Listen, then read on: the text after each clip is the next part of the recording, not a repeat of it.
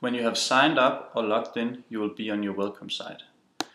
To create a team, go to My Teams and click on Create New Team. Choose a team name, then start choosing your players in the menu to the right. You'll change category by clicking Choose Category.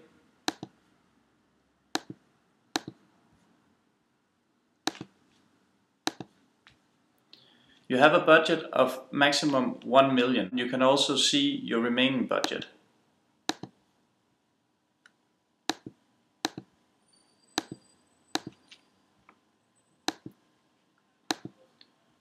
When you have picked your players, click Save Team. In the menu under Next Tournament, you will find upcoming events. You have to create a team for all tournaments. You will see all the players when the draw is out in the menu to the right, and it will be possible to create your team approximately 14 days before a tournament starts.